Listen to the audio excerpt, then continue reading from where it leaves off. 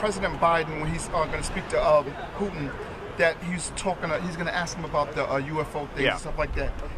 I think that's ridiculous. If the Russians had UFO technology, I mean, they would own us right now. They used to say that. I've heard people talk about how the Nazis had it in the Second World War. But if they did, they would have won. That is ridiculous.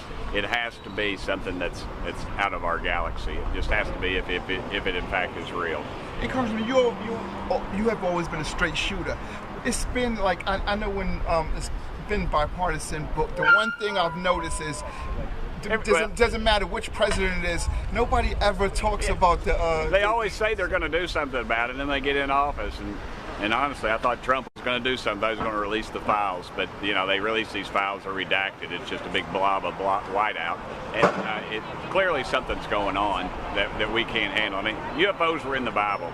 Read Ezekiel. It talks about the wheel flying around. So I mean, they've been around since we've been around, and somebody needs to come up with some answers. So even when something's supposed to be released coming up in a few weeks or months, what do you think is going to be in that?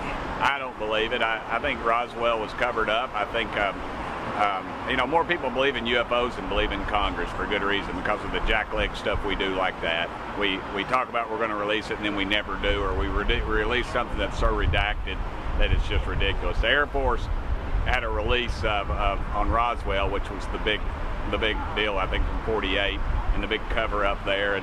And the guy that did it was a smart aleck, and he kind of smirked the whole time, and nobody took it serious. They ought to take it serious. The American public wants to know, and frankly, we deserve to know. I think at some point it's gonna happen, man. I think so too. I think they're going to release that. I think somebody's going to release stuff. The Kennedy assassination files are going to do it all, but we haven't had a president with enough guts to do it just yet.